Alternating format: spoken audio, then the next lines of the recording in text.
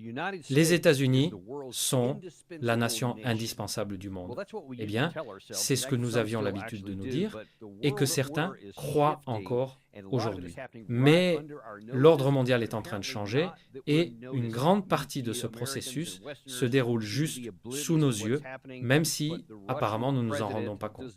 Beaucoup d'Américains influents ainsi que de nombreux Occidentaux semblent ne pas voir ce qui se passe. Mais le président russe, lui, ne paraît pas du tout confus. En fait, il commence à afficher beaucoup plus de confiance dans ce qu'il fait. Ce n'est pas qu'il manquait de confiance auparavant, mais désormais, cela semble s'élever à un nouveau niveau. Surtout avec tout ce qui s'est passé autour des BRICS ces derniers mois, puis avec la réunion de l'Organisation de coopération de Shanghai, et maintenant avec cette rencontre à Pékin entre le président Poutine et Xi Jinping de Chine, entre autres. Et pour essayer de décrypter tout cela, vers où cela pourrait aller ensuite, et quelles pourraient être les répercussions, aussi bien pour l'Ukraine que pour les États-Unis. Nous recevons Larry Johnson, directeur de Sonar Vinct, et un point .com, ancien analyste de la CIA et auteur de The New American Revolution sur Substack. Larry, bienvenue de nouveau dans l'émission. Et j'apprécie toujours l'invitation. J'essaie de ne pas user mon accueil. Oh, je n'imagine pas que cela puisse arriver, surtout à cause de toutes les choses intéressantes que vous dites et de l'excellente garde-robe que vous apportez toujours à l'émission. Donc, c'est un grand plus, on n'a pas ça avec tout le monde, toujours bien habillé. Écoutez, je voudrais commencer par ce commentaire. C'est plutôt court, mais vraiment puissant et percutant. Poutine a déclaré « Nous avons montré à plusieurs reprises, lorsque l'ambassadeur russe Vassili Nebenzia, auprès des Nations Unies, a affirmé que la Russie atteindrait ses objectifs soit à la table des négociations, soit sur le champ de bataille. Nous avions reçu dans notre propre émission l'ambassadeur Dimitri Polyansky, qui a dit exactement la même chose, mais maintenant nous avons le président Poutine lui-même qui l'affirme directement. Nous verrons comment la situation évolue, comment elle se déroule.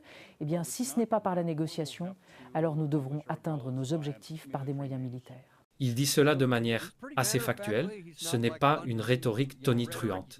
Il ne tape pas du poing sur le pupitre. Il dit juste, oui, soit nous l'obtenons par la négociation, soit nous le prendrons sur le champ de bataille. Question suivante, qu'en pensez-vous?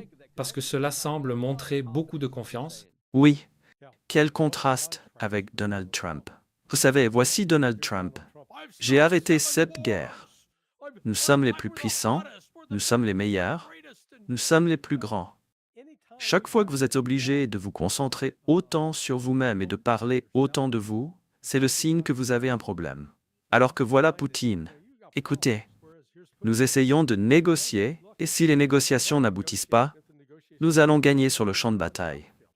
Pas de colère, aucune inquiétude visible, et franchement, j'aimerais que nous ayons quelqu'un comme Vladimir Poutine comme président aux États-Unis en ce moment. C'est mon point de vue. Et je pense sûrement, difficile de contredire cela, au moins quelqu'un avec ce genre de clarté de pensée stratégique et de caractère. Mais examinons probablement certaines des raisons pour lesquelles Poutine est encore plus confiant qu'il ne l'a jamais été. Il n'a jamais manqué de confiance, mais il semble y avoir aujourd'hui une plus grande assurance, une assurance implicite, non seulement chez lui, mais aussi chez un certain nombre de dirigeants à l'Est. Et je pense que beaucoup de cela est lié à toutes ces réunions que j'ai mentionnées, à l'Organisation de coopération de Shanghai, aux BRICS, au 80e anniversaire de la victoire de la Chine lors de la Seconde Guerre mondiale et à leur impressionnant défilé militaire qui a eu lieu plus tôt aujourd'hui. Oui, vous avez écrit un article sur Sonar Vinct et un récemment.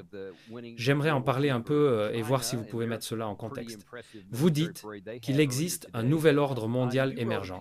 Maintenant, George Bush avait déclaré, après la guerre du Golfe et après l'effondrement de l'Union soviétique, qu'il avait créé un nouvel ordre mondial. Qu'observons-nous aujourd'hui? Nous avons vu cette photo, qui a émergé dès le premier jour du sommet de l'Organisation de coopération de Shanghai en Chine.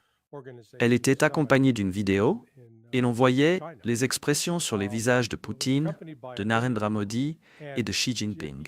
Ils étaient détendus, il n'y avait aucune tension et les rires étaient sincères. Et là, de très nombreux mèmes humoristiques ont circulé sur les réseaux sociaux. Par exemple, l'un d'eux montrait ses dirigeants en train de rire, avec pour sous-titre « Oui, et Donald Trump pense que ces tarifs vont fonctionner ». Et on les voyait éclater de rire. Ou encore un autre disait « Et avez-vous entendu? La femme de Macron est un homme ». Bref, les gens s'en sont amusés. Mais ce que cela illustre vraiment, c'est que ces trois pays, et possiblement Trump, mérite-t-il le prix Nobel de la paix pour cela?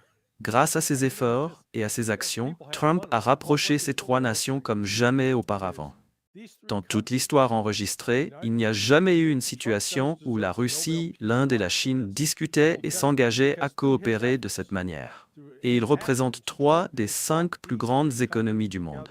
Les États-Unis en font partie. Les 4 autres incluent l'Inde, la Chine et la Russie. Donc, 3 de ces 5 étaient représentés là. Voilà une puissance économique considérable. Et la différence aujourd'hui, c'est que les États-Unis affichent un ratio dette-PIB de 125%, ce qui signifie que nous dépensons beaucoup plus que ce que nous rapportons, alors que chacun de ces pays est dans une situation bien meilleure. L'Inde, je crois, a le pire ratio dette-PIB parmi eux, et il n'est que de 74%. La Russie est à 19%. Et leurs économies? L'Inde possède actuellement l'économie à la croissance la plus rapide, suivie par la Chine. La Russie est à 1,5% pour cette année parce qu'elle a pris des mesures pour contrer l'inflation. Mais toutes ces économies progressent et elles représentent davantage de population, presque 3 milliards de personnes, avec la Chine et l'Inde en tête. Les États-Unis, eux, comptent 340 millions d'habitants. Et puis, comme vous l'avez noté dans vos remarques précédentes, si vous avez simplement veillé pour regarder le défilé militaire chinois et que vous le comparez à celui que Trump avait organisé et dont il était si fier, eh bien, oui, vous savez, il me fait penser à un enfant qui a construit une caisse à savon avec du carton. Et il en est très fier, et tant mieux pour lui.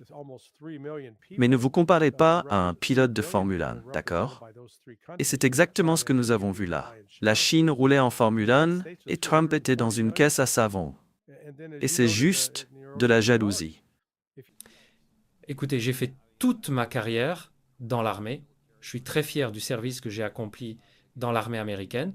Mais franchement, il est impossible d'être honnête et de ne pas voir l'énorme fossé entre ce qui a été présenté là-bas.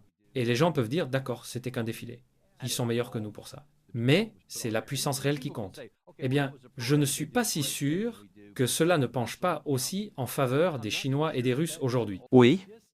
Eh bien, rien que la discipline nécessaire pour faire défiler ces soldats en parfaite synchronisation, marcher comme ils l'ont fait, les gens ne comprennent pas à quel point c'est difficile. Donc si vous êtes capable d'organiser et de former un événement comme celui-là, sûrement que vous êtes aussi très compétent pour organiser et entraîner d'autres choses qui concernent la guerre. Parce qu'en guerre, tout est toujours dans les détails. Si vous savez, si vous êtes négligent avec les détails. Quand nous avions du personnel militaire américain qui marchait sur Pennsylvania Avenue, ils n'étaient pas synchronisés. Ils n'étaient pas à l'unisson. Ils n'étaient pas coordonnés. Donc, et vous savez ce que ça signifie, c'est que vous vous en fichez complètement. Je veux dire vraiment, c'est un manque total de considération. Cela montrait qu'il se fichait de tout. Celui qui était en charge a dit, écoutez, nous ne voulons pas de ces gens. Et ce n'était pas seulement ce groupe qui défilait. Chaque chose, absolument tout ce qui a été fait, était scénarisé, organisé. C'était comme si c'était exécuté par des automates. Oui, eh bien, rien que la discipline nécessaire pour faire défiler ces soldats en parfaite synchronisation, marcher comme ils l'ont fait, les gens ne comprennent pas à quel point c'est difficile. Donc, si vous êtes capable d'organiser et de former un événement comme celui-là, sûrement que vous êtes aussi très compétent pour organiser et entraîner d'autres choses qui concernent la guerre. Parce qu'en guerre, tout est toujours dans les détails. Oh, et je repense même aux personnes qui, lors de notre défilé cet été, n'étaient pas en rythme. Larry, je me souviens, à l'époque où je regardais cela, ça m'a rappelé quand j'étais en 1985, le soldat Daniel Davis à l'entraînement de base, et à la fin de ces 6 semaines, nous marchions d'un pas cadencé. C'était un point essentiel qui voulait nous inculquer, travailler ensemble, tout cela. Et nous étions parfaitement synchronisés. Et je me disais, comment est-il possible qu'ils ne soient même pas au pas au moins? Je veux dire, d'accord, on ne peut pas rivaliser avec ça, mais enfin, ils n'étaient même pas coordonnés. De l'exemple, Oui, oui. Et là, vous n'aviez pas affaire seulement à 20 gars ou 50 gars, vous aviez affaire à des milliers. Et ils ont réussi à le faire d'une manière véritablement remarquable. Maintenant, vous avez raison, cela ne se traduit pas nécessairement par une efficacité au combat sur le champ de bataille, mais c'est sûrement un facteur qui y contribue. Avez-vous la capacité de planifier puis d'exécuter une tâche? Et c'est précisément ce que les Chinois ont démontré ici d'une manière impressionnante. vous savez, je n'ai vu aucun rapport spécifique à ce sujet, mais je peux très bien imaginer, et je me demande ce que vous en pensez, que la proximité entre les armées russes et chinoises, les leçons qu'elles tirent du champ de bataille en Ukraine sont sûrement transmises du côté chinois. Donc, quand ils s'entraînent sur les aspects modernes d'une vraie guerre, ce qu'elle représente réellement sur le terrain, et je ne pense pas que quiconque puisse nier que la Chine dispose d'un avantage militaire technologique significatif sur n'importe quel pays de l'Occident. Qu'en pensez-vous? Oui, non, c'est exact. Et encore une fois, si vous revenez et regardez le rapport de la Rand Corporation, rédigé en 2019, puis l'autre rapport produit par A. West Mitchell, publié dans National Interest en août 2021, mais préparé pour le Pentagone et remis en décembre 2020, les deux rapports se concentraient sur un point précis. Ils disaient « Nous ne pouvons pas avoir une situation où la Chine et la Russie s'unissent. Donc, nous devons trouver une stratégie pour les diviser. Et la manière de les séparer, ce qui signifie pousser la Russie dans une guerre, l'affaiblir, la vaincre, la forcer à reconnaître que l'Occident est supérieur, et ensuite nous pourrons nous attaquer à la Chine. » Eh bien, clairement, cette stratégie ne fonctionne plus. Et comme ils se sont rapprochés, la coopération n'a pas seulement été économique, elle n'a pas seulement été politique, elle a aussi été militaire. Et la Chine a pu fournir certaines choses à la Russie, mais la Russie fournit également à la Chine du pétrole et du gaz dont elle a un besoin critique. Donc ce n'est pas une relation déséquilibrée, c'est une relation de respect mutuel. Et je me demande si vous pouvez approfondir cela, parce que une des autres choses que Poutine a dites aujourd'hui, et je n'ai pas cet extrait sonore, concernait un nouveau projet de gazoduc et d'exploitation gazière qui doit garantir qu'une plus grande partie du pétrole et du gaz russe iront à la Chine. Pouvez-vous nous en dire un peu plus? Oui, ce gazoduc va essentiellement acheminer le gaz et le pétrole depuis des régions aussi éloignées que la Sibérie jusqu'en Chine. C'est en réalité une réorientation du pétrole et du gaz qui allait auparavant vers l'Europe. Donc, en ce moment, Poutine démontre qu'ils opèrent une rupture claire. Avant, la Russie voulait encore faire partie de l'Europe. Et ne pourrions-nous pas faire partie de vous? A formulé des demandes répétées, toujours repoussées, à commencer par George H.W. Bush, Bill Clinton, George W. Bush, Barack Obama. Tous ont refusé. Alors la Russie dit maintenant, d'accord, nous nous tournons vers l'Est. Et une fois que ce gazoduc sera opérationnel, la Chine disposera d'une nouvelle source sécurisée de pétrole et de gaz, sans avoir à craindre que ces pétroliers soient interceptés en haute mer. Donc, corrigez-moi si je me trompe, mais cela implique alors que même une fois cette guerre terminée, contrairement à ce qui était évoqué auparavant, une fois la guerre finie, l'Occident et l'Est pourraient rallumer le gaz et cet approvisionnement bon marché pourrait relancer leurs économies occidentales maintenant. Il semble que la Russie se trouve dans une position où ce gaz bon marché ne reviendra pas en Europe. Est-ce exact? Oui, ce n'est pas leur priorité. Vous savez, la Russie reste, du moins sous Poutine, ouverte à essayer de rétablir des relations avec toute l'Europe. Il continue de vendre principalement du pétrole et du gaz à la Slovaquie et à la Hongrie. Ce qui est vraiment intéressant, c'est que si vous regardez avec qui la Russie commerce, vous constatez un certain nombre de pays européens, ainsi que les États-Unis, malgré toutes les sanctions, continuent d'importer de la Russie. Donc vous savez, c'est pour cela que je dis, n'écoutez pas ce qu'ils disent, regardez ce qu'ils font. Et en réalité, la Russie est bénie par des ressources naturelles que 99% des autres pays du monde n'ont pas. Et la Russie est plus qu'heureuse d'exporter ses ressources. Mais cela se fera sur une base réciproque de respect et en fonction de ce qui sert aux intérêts économiques. En revanche, l'Occident est obsédé par l'idée de combattre la Russie, de la détruire. C'est insensé. Oui, et j'ajouterais, avec un échec cuisant, l'une des choses qui a récemment suscité des moqueries, je crois que c'était la dernière fois que nous vous avons eu ici, ou sûrement la fois d'avant, c'est quand nous avons diffusé un extrait d'Emmanuel Macron, qui se moquait de l'armée russe, disant « Eh bien, depuis novembre 2023, ils n'ont pris qu'1% supplémentaire du territoire ukrainien. Donc, ils ne sont pas si impressionnants, il n'est pas certain qu'ils gagnent, etc. » Oui. Et Vladimir Poutine a parlé aujourd'hui de cette situation où il a dit que ce n'était pas vraiment une question de territoire, mais de population. Pour être honnête, je veux insister là-dessus. Nous nous battons non pas tant pour des territoires, mais pour les droits humains, pour les droits des populations qui vivent dans ces territoires, le droit de parler leur propre langue, de vivre dans le cadre de leur culture, dans celui des traditions transmises par les générations précédentes, de leurs pères, de leurs grands-pères, et ainsi de suite. C'est avant tout de cela dont nous parlons. Et si ces populations, lors de procédures démocratiques électorales, y compris lors de référendums, se sont prononcées en faveur de faire partie de la Fédération de Russie, cette opinion doit être respectée. Donc commençons par l'intérêt territorial. L'un des arguments est, regardez, la Russie ne contrôle 19% de l'Ukraine. D'accord, c'est un mensonge d'avocat, une astuce mathématique.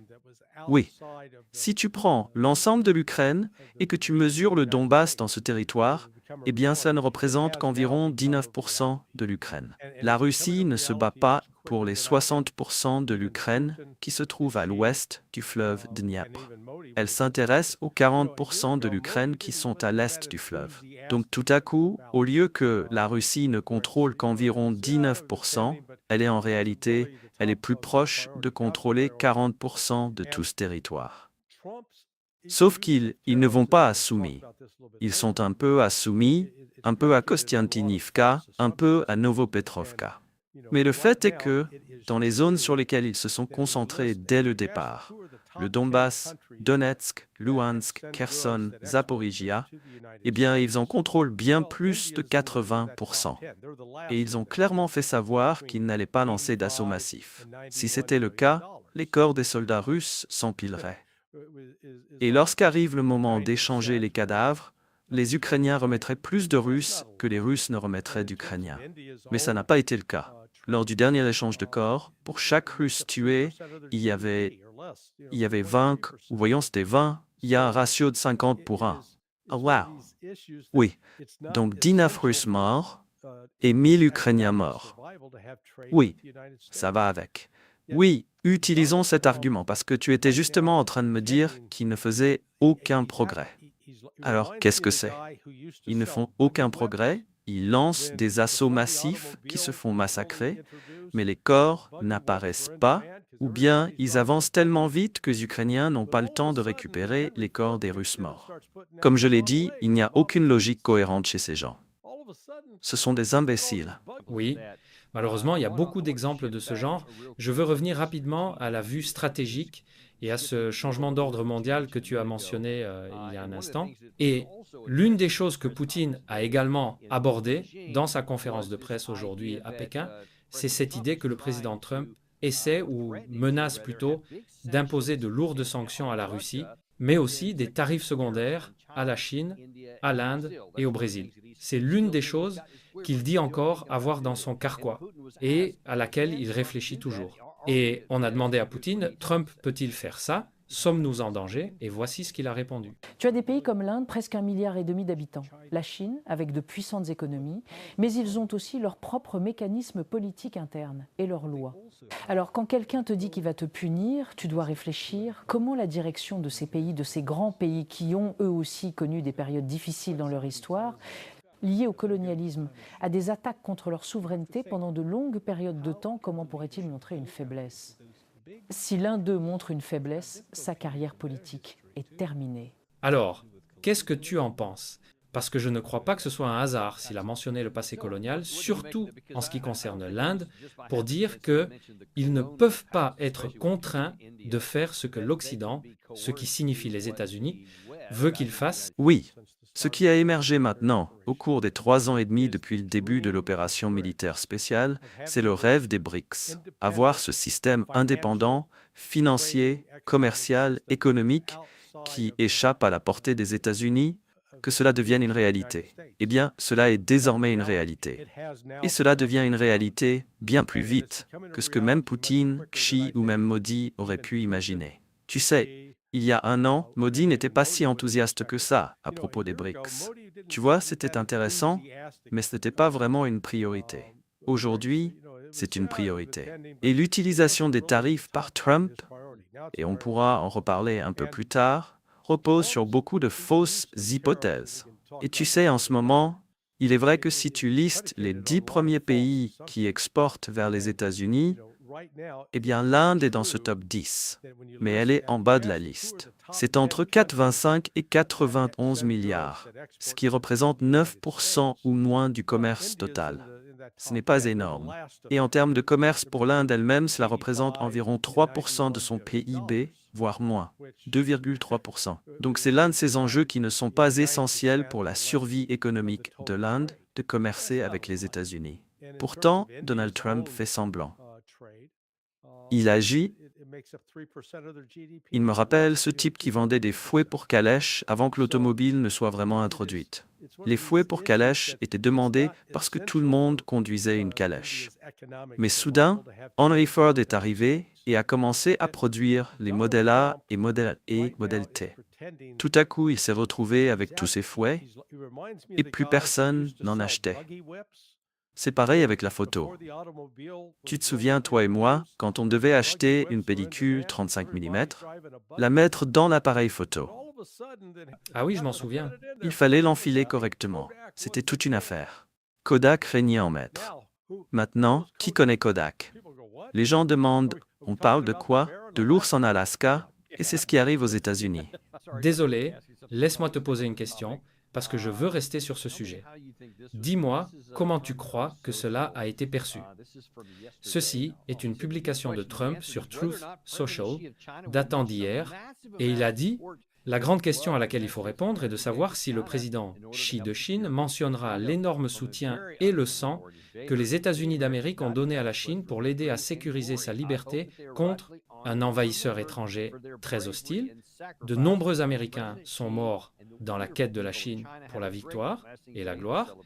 J'espère qu'ils seront honorés et rappelés comme il se doit pour leur bravoure et leur sacrifice, que le président Xi et le merveilleux peuple de Chine passent une grande et durable journée de célébration et transmettez, je vous prie, mes plus chaleureuses salutations à Vladimir Poutine et Kim Jong-un, alors que vous complotez contre les États-Unis d'Amérique. » Et puis ça devient étrange à la fin. Mais je dois me souvenir, Larry, je crois que c'était lors de ce défilé organisé par Trump cet été, quand il a dit « Nous avons gagné la Seconde Guerre mondiale bien plus que n'importe quel autre pays.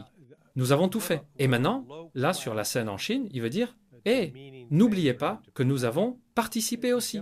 Qu'en penses-tu » Nous, quelle chose vulgaire, humiliante de publier cela. Il démontre son ignorance. 110 000 marines, soldats et marins sont morts dans la guerre du Pacifique. 110 000. Les Chinois ont perdu 3,5 millions de soldats. La population chinoise, dans son ensemble, tuée par les Japonais, est estimée entre 15 et 20 millions de personnes. Désolé, Don, mais nous ne sommes qu'une note de bas de page dans ce que les Chinois ont vécu. Et ce qu'il reflète, ce qu'il montre là, c'est un niveau d'ignorance. Sa connaissance de la guerre du Pacifique se fonde, je crois, sur des films de John Wayne, comme Sons of Iwo Jima. Et oui, quand tu regardes la version hollywoodienne de la guerre du Pacifique, mon Dieu, nous étions les seuls acteurs. Mais les Chinois ont perdu 3,5 millions de soldats dans les combats contre les Japonais. Que cela imprègne bien les esprits. Et donc oui, quand j'ai vu ça, j'ai été horrifié. Mais l'Américain moyen se dit « ouais, vas-y, dis-leur aux Chinois ». Et tu vois, c'est ce genre d'action de Trump qui, il n'y a aucune élégance là-dedans, aucune humilité. Oui, pas de diplomatie, c'est insultant. Voilà ce que c'est. Et vous savez, en réalité, si l'on prend les Chinois et les Russes ensemble, si l'on considère toute la Seconde Guerre mondiale, la guerre la plus sanglante qui a secoué le monde, 60 millions de personnes sont mortes. Oui, 60 millions, sûrement 70 millions. Disons 70 millions. Parmi eux, 47 millions étaient soit russes, soit chinois. L'écrasante majorité des morts de la Seconde Guerre mondiale ont eu lieu dans ces deux pays. Alors pardonnez-les s'ils ne courent pas partout pour vouloir embrasser le gros derrière de Donald Trump sur cette question. Avant de poursuivre cette vidéo, nous aimerions vous demander un petit geste de soutien. Rejoignez notre chaîne pour nous aider à continuer à offrir au public francophone un contenu informatif, libre et surtout différent de ce que diffusent les médias traditionnels, souvent bien loin de la réalité. Produire ces vidéos demande du temps, de l'énergie et surtout beaucoup de ressources.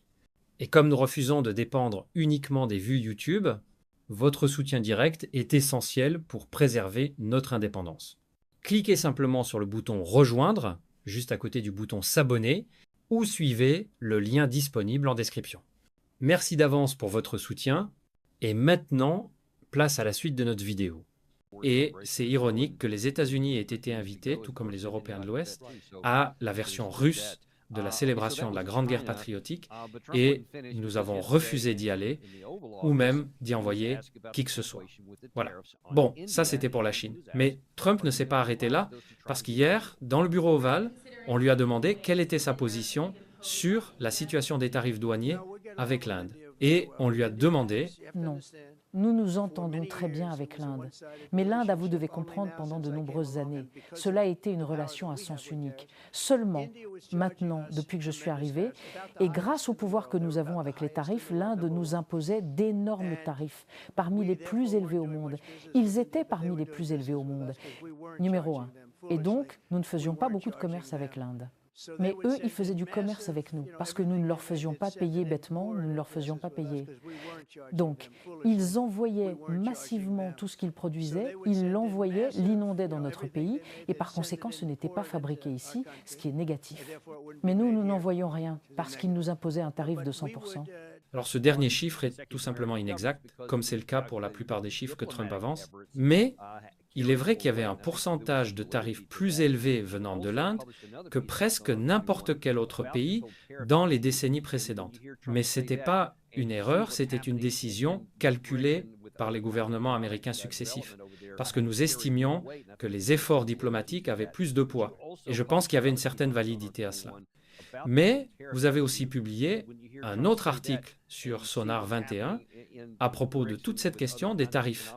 Et quand vous entendez Trump dire ça, et que vous voyez ce qui se passe avec les BRICS et d'autres formes de développement économique là-bas, que pensez-vous de la position de Trump sur ces tarifs envers l'Inde? Pour commencer, le commerce avec les États-Unis n'est pas le facteur majeur qui alimente les économies de ces autres pays. C'est plutôt dans la catégorie du « c'est bien d'avoir », mais ce n'est pas une catégorie critique. Et même pour les États-Unis, 11% de nos exportations représentent environ 11% de notre produit intérieur brut. Maintenant, en raison de la taille de notre pays, oui, c'est un chiffre incroyablement élevé. Mais en réalité, ce qui signifie que 90% de ce que nous faisons économiquement et de la façon dont notre pays fonctionne vient de l'intérieur. Donc, en mettant l'accent sur les tarifs et en pensant que vous allez contraindre ou intimider ces autres pays sous prétexte qu'ils n'ont pas d'alternative, en réalité, ils en ont bien une. Nous avons décidé d'imposer des tarifs sur le café brésilien. qu'ont fait les Brésiliens. Très bien, nous allons vendre directement à la Chine maintenant.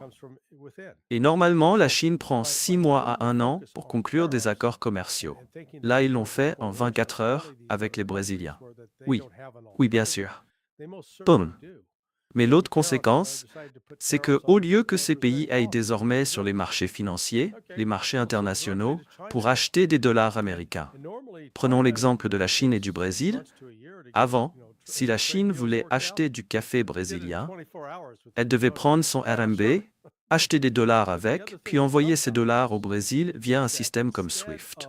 Ensuite, le Brésil recevait l'argent et envoyait les grains. Eh bien, il ne faut plus ça. Le Brésil et la Chine échangent directement. Ils réalisent les conversions monétaires entre eux-mêmes. Ils se sont mis d'accord sur la valeur du réal au Brésil et du RMB en Chine. Et ils font le règlement. Et donc, tout à coup, la demande pour le dollar disparaît. Maintenant, que se passe-t-il quand vous avez énormément de dollars en circulation et aucune demande, ou même une quantité fixe de dollars, mais une demande plus faible? Cela signifie que le prix du dollar commence à baisser. Un dollar plus faible, d'un côté, c'est bien si vous êtes un producteur national aux États-Unis qui exporte vers d'autres pays, parce que ça veut dire que tout ce que vous fabriquez aux États-Unis est moins cher. Ces autres pays peuvent l'acheter. Mais si vous achetez des produits qui viennent de l'étranger et que votre dollar a perdu de sa valeur, vous allez payer plus cher. Ce qui vous coûtait 8 dollars pour du fil de cuivre vous coûte maintenant 12 dollars pour la même longueur de fil. Eh bien ça déclenche ce qu'on appelle l'inflation. Alors, laissez-moi vous demander, et si c'est au-delà de votre domaine d'expertise, dites-le moi, mais vous avez mentionné que si on a soit plus de dollars que de demandes, soit une demande affaiblie pour les dollars existants, cela pose problème. Que se passe-t-il dans le cas d'une récession de type 2008, où l'on veut utiliser l'assouplissement quantitatif pour imprimer des milliards de dollars supplémentaires, inonder le marché pour essayer de soutenir notre économie intérieure? Qu'est-ce que cela ferait à la situation que vous venez de décrire? Hyperinflation. Cela va déclencher une inflation massive. En fait, nous en voyons déjà les débuts. Pour l'instant, ce sont surtout des preuves anecdotiques. Mais, par exemple, concernant le fil de cuivre, un ami à moi qui construit des maisons achetait l'an dernier un rouleau de fil de cuivre pour câbler des prises ou des lumières. Il payait 50 dollars le rouleau. Cette année, 165 dollars pour le même rouleau. Oui, c'est pas rien. Et ça commence à se propager dans tout le système. Et ça finit par avoir de nombreux effets secondaires ici aux États-Unis. Parce que si tous vos matériaux de construction pour une maison neuve coûtent plus cher, alors le prix de cette maison neuve va augmenter. Et pourtant, les gens essaient de l'acheter à un moment où les taux d'intérêt sont très élevés. Nous avançons donc vers une tempête parfaite, un véritable tsunami économique. Et voilà Donald Trump qui pense pouvoir intimider, contraindre d'autres pays avec des tarifs en croyant qu'ils n'ont pas d'alternative. Et c'est là qu'il se trompe et que ça échoue. Nos principaux partenaires commerciaux, la Chine, qui a été l'un de nos plus grands partenaires commerciaux, eh bien, elle a d'autres alternatives. Les autres sont le Canada et le Mexique, et leurs économies dépendent des États-Unis. Puis il y a quelques pays européens. Ce qui est vraiment intéressant, c'est que nous avons un excédent commercial avec le Brésil. Normalement, vous voulez imposer des tarifs aux pays avec lesquels vous avez un déficit parce qu'ils vous prennent de l'argent. Ici, le Brésil nous donne de l'argent. Et Trump pense quand même vouloir les punir. C'est insensé. Cela n'a aucun sens. Et vous savez, si ce n'était que le président Trump, on pourrait dire, bon, il est juste obsédé par les tarifs et surestime ce qu'ils peuvent accomplir, etc. Ce serait une chose. Mais ce sont les élites aux États-Unis qui semblent dire la même chose. Voici Jack Keane qui semble penser que non. En fait, écoutez juste l'attitude qui traverse tous ces commentaires ici, parce que de toute évidence, c'est un peu comme s'il disait que Trump est le papa du monde et qu'il est sur le point de punir ces gens qui ne font pas ce qu'il dit. Nous avons eu le sommet en Alaska, où je prends le président au pied de la lettre. Poutine a discuté avec lui de la tenue d'un sommet entre lui-même et Zelensky, puis également d'une réunion trilatérale avec la participation du président Trump pour enchaîner. Ensuite, nous avons eu son porte-parole hier. Le porte-parole de Poutine a dit « Oh, il n'y a eu aucun accord du tout, vous savez ». Concernant un bilatéral entre le président Zelensky et le président Poutine, ni un trilatéral. Donc, voilà où nous en sommes. Je pense que nous y sommes. Poutine a fait ses promesses au président et il ne les tient pas. Et il traite avec un homme qui est très fidèle lorsqu'il fait des promesses, le président Trump. Donc oui, je pense que nous sommes à ce stade. Nous y sommes assez proches et je pense que Trump a un marteau assez lourd qu'il peut utiliser. Je pense qu'il va sûrement l'utiliser. Je veux dire, par où commencer là? Trump est tellement fidèle à ce qu'il dit, et il a un gros marteau, que, oh, ce petit vieux Vlad Poutine va sûrement trembler dans ses bottes russes. Qu'en penses-tu? Lancez Peter, Paul et Mary. Ils peuvent chanter « If I had a hammer ». Si Trump avait un marteau, il martellerait le matin. Mais il ne va pas marteler le matin, parce qu'il n'a pas de marteau. Vous savez, c'est vraiment ridicule avec le nombre de menaces tonitruantes qu'il profère. Oui, attendez juste et voyez. Et puis, il finit par se frapper lui-même au visage avec « Qu'est-ce qu'il va faire à la Russie ?» Actuellement, l'an dernier, 3,4% des exportations russes allaient aux États-Unis. Surprise, surprise. Et vous savez ce que c'était? De l'uranium enrichi, utilisé pour alimenter les centrales nucléaires. Des engrais azotés, essentiels pour les agriculteurs américains, dans l'Iowa, le Nebraska, le Missouri et l'Illinois. Donc oui, Trump va endommager, rendre ses prix plus chers, ce qui signifie que ça nuit aux agriculteurs américains et à l'énergie américaine. C'est un peu contre-productif. Regardons cela. L'hypothèse selon laquelle nous avons un gros marteau à utiliser fait sûrement référence aux sanctions écrasantes de Lindsey Graham. Il voulait que Trump impose ces sanctions à la Chine, à l'Inde et au Brésil, en tant que sanctions secondaires et tarifs, pour les pousser à cesser de faire des affaires avec la Russie et son pétrole. Que se passerait-il si nous essayions même de mettre ce marteau en action contre ces acteurs? Que se passerait-il pour l'économie américaine? Oui, l'économie américaine souffre déjà, et ce n'est pas la terreur qui va l'améliorer. Cela va nous isoler davantage. J'ai oublié à qui je parlais hier, mais certains parlaient d'un ami qui venait de revenir d'Espagne et disait qu'en Espagne, les produits qui dominent dans les magasins sont des produits chinois. Les voitures dans les rues, des voitures chinoises, pas américaines. Encore une fois, je reviens sur la capacité de quelqu'un à faire une transition lorsque l'économie se déplace vers quelque chose de nouveau, comme nous l'avons vu lors de la transition des calèches aux automobiles.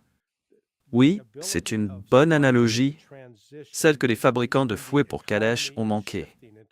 Les États-Unis sont sûrement sur le point de manquer ce qui se passe maintenant.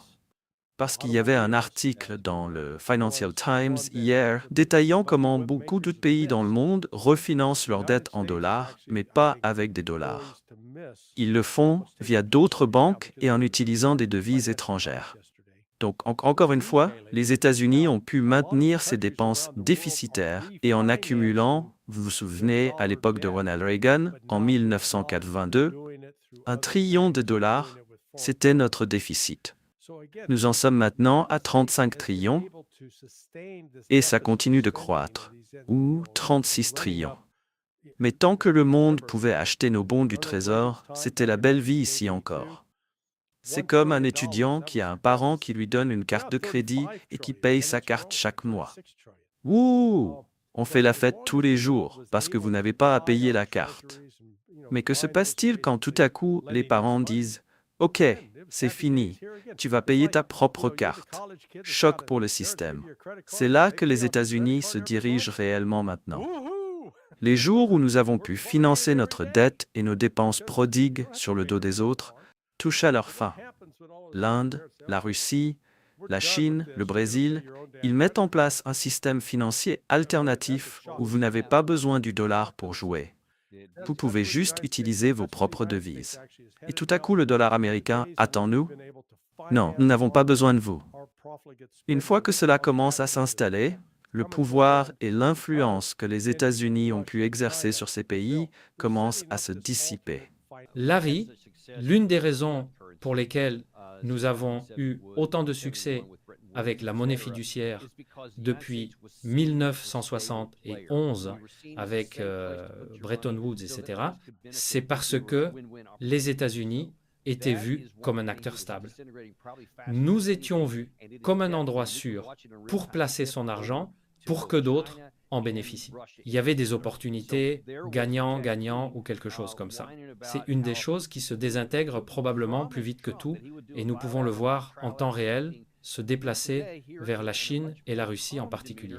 Il y avait Jack Keane se plaignant de la manière dont Poutine avait promis à Trump qu'il tiendrait un bilatéral, puis une réunion trilatérale. Aujourd'hui, dans une attitude beaucoup plus calme, le président Poutine aborde la question de savoir s'il tiendrait un bilatéral avec Zelensky, extrait. En général, je n'ai jamais écarté la possibilité d'une telle réunion. Y a-t-il un sens à ces réunions? Voyons ici, conformément à la constitution de l'Ukraine. Certains peuvent être d'accord avec cela, d'autres non. Il suffit de lire le texte attentivement. La constitution de l'Ukraine ne prévoit aucune extension des pouvoirs du président. Il a été élu pour 5 ans. 5 ans se sont écoulés. L'assistance a pris fin. Donc il y a une disposition selon laquelle les élections ne sont pas organisées en temps de loi martiale. Oui, c'est vrai. Mais cela ne signifie pas que les pouvoirs du président sont prolongés. Cela signifie que ses pouvoirs expirent et que ses droits sont transférés au président de la Rada. Donc, quand vous parlez, nous avons fait beaucoup, Zelensky dit, eh bien notre constitution ne permet pas en temps de loi martiale, donc je vais juste rester en charge jusqu'à ce que je décide que nous allons organiser des élections, et peu importe. Mais Poutine a lu le document. Vous ne cessez de mentionner qu'il est avocat dans l'âme. Expliquez-nous ce qu'il vient de dire. Eh bien, qui allez-vous croire? Un comédien qui joue du piano avec son pénis, ou un gars qui est allé à l'école de droit et peut lire des documents? Allez quoi? Je ne m'attendais pas à ce que vous alliez là, mais je veux dire, s'il vous plaît, j'ai interrompu. Oui. Non, mais c'est la réalité de ce à quoi nous sommes confrontés. Zelensky est compétent pour commenter la Constitution et la loi. Vous savez, il peut être compétent pour commenter si Rodney Dangerfield était un grand comédien ou si Robin Williams était un grand comédien, mais, vous savez, laissez tomber. Et, vous savez, Poutine était juste factuel. Il a dit « non, non, voici ce que dit la loi ».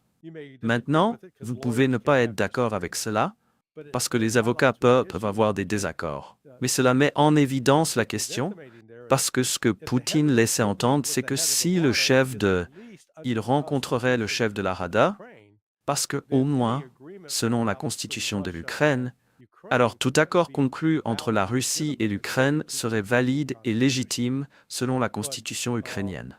Mais ce n'est pas ce que, vous savez, le chef de la Rada n'est même pas sur la table maintenant. Et l'autre chose que Poutine a souligné est, regardez, nous avons beaucoup de choses à traiter, beaucoup d'accords et de problèmes qui doivent être discutés avant même d'avoir ce genre de réunion. Parce que nous n'allons pas arriver à la réunion pour essayer de régler cela nous-mêmes. Nous allons laisser d'autres personnes discuter de cela, le ministre des Affaires étrangères, Sergei Lavrov, ou le ministre adjoint des Affaires étrangères, Ryabkov, ou Madinsky, qui dirige l'équipe de négociation actuelle. Vous savez, laissez-les faire leur travail. Donc, comme nous l'avons dit au début, cela va se terminer militairement. Cela ne va pas se terminer par la diplomatie ou les négociations. Et uniquement parce que nous ne le permettons pas. Pas parce que les Russes ne le veulent pas. Ils le veulent, je pense. Je crois qu'ils n'ont jamais dit autre chose que cela. Et nous n'avons jamais rien dit d'autre, sauf pousser contre cela. C'est la partie perverse. Mais oui, je veux dire, nous sommes. Et si vous avez vu Gazimov, vous savez, je sais que vous en avez parlé l'autre jour dans l'un de vos monologues. Vous savez, quand Gazimov a donné son résumé de l'état de la guerre, c'était l'explication la plus complète que vous ayez eue depuis vraiment 2022. Et quel message il envoyait avec la carte derrière lui, sur le mur, qui montrait « Oh, ils ont Nikolaïev, Odessa et Transnistrie. » Tous identifiés aussi comme territoire russe, peut-être envoyer un message « Oh, ça va, oui. » Et je pense que maintenant le président Poutine a réitéré aujourd'hui que nous allons soit agir militairement. Et quand il dit accomplir nos objectifs, cela ne signifie pas aller jusqu'aux frontières administratives du 40 Blast. C'est seulement en termes de négociation. Ils n'obtiennent sûrement pas cela. Cette carte est plus proche de la réalité que tout ce que l'Ukraine souhaiterait. Mais, de toute façon, nous allons attendre et voir où cela va aller. Parce que beaucoup de choses doivent se passer entre maintenant et là, mais dans le temps dont nous disposons. Désolé. Avez-vous quelque chose à ajouter? Je voulais juste dire, souvenez-vous de l'autre chose qu'il a dite. Si les gens de Néprop, il n'a pas dit lesquels spécifiquement, mais c'était l'implication. Les gens de Néprop, à Kfé, à Pava et à Sunumi, s'ils décident qu'ils veulent rejoindre la Russie et qu'ils votent pour le faire, qu'ils viennent. Donc il laissait cela aussi sur la table. Oui, eh bien cela serait encore plus problématique. Mais espérons que cela puisse d'une manière ou d'une autre prévaloir entre maintenant et là. J'en doute, mais j'espère. Dans le temps qu'il nous reste, je veux passer à autre chose qui s'est passé au cours des 24 dernières heures environ.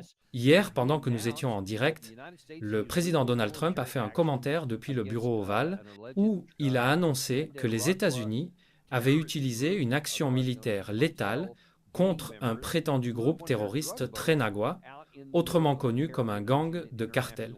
Les membres ont fait exploser l'un de leurs bateaux de drogue au milieu de l'océan Caraïbe, dans les eaux internationales, tuant prétendument 11 personnes. J'ai pas vraiment compté 11 personnes sur les images montrées, mais il semble qu'il y ait quelques personnes. Il ne semble pas qu'il y ait beaucoup d'autres choses à bord. On dirait une poignée de personnes, mais je ne sais pas si je vois beaucoup de drogue là-dedans. Qu'en pensez-vous, Larry? C'est un crime de guerre des États-Unis, pur et simple. Écoutez, si c'était un bateau transportant de la drogue, alors la garde côtière américaine ou les navires de la marine américaine auraient pu l'intercepter, monter à bord, confisquer la drogue, arrêter les individus concernés et leur donner une chance de plaider pour obtenir des informations. D'accord, qui est ton patron? Comment? Vous savez, vous remontez la chaîne de commandement. C'était juste un acte pur de meurtre. Vous n'avez pas vu ce bateau tirer sur le personnel ou les navires de la marine américaine? Non, il ne l'était pas. Donc cela revient à de la légitime défense avec un pistolet. Juste parce que vous n'aimez pas l'apparence de quelqu'un ou la façon dont il parle, cela ne signifie pas que vous pouvez sortir son arme et tirer sur lui. S'il représente une menace directe pour vous, s'il menace votre vie ou un dommage physique grave imminent, alors oui, vous pouvez tirer. Ces conditions n'étaient pas présentes ici. Donc c'est Dieu, j'en ai tellement assez de ces Américains, de mes citoyens américains, qui célèbrent le meurtre de personnes parce que nous les étiquetons, oh ce sont des terroristes, alors nous pouvons les tuer. Non, dans ce cas, encore une fois, avec le nombre de navires déployés, la force navale présente, et je suppose qu'il doit y avoir quelques navires de la garde côtière. Arrêter un bateau comme celui-là est très très facile. Et à moins qu'il ne tire sur vous, vous pouvez monter à bord, les mettre en détention et à nouveau démontrer « Oui, voyez ce que nous avons dit à propos de Maduro. Voici la drogue. Voici le personnel. Voici pour qui il travaille. » Vous n'obtenez rien de tout cela. Vous les tuez. Dites « Oui, nous savons. Vous savez, faites-nous confiance. C'est horrible. » Daniel.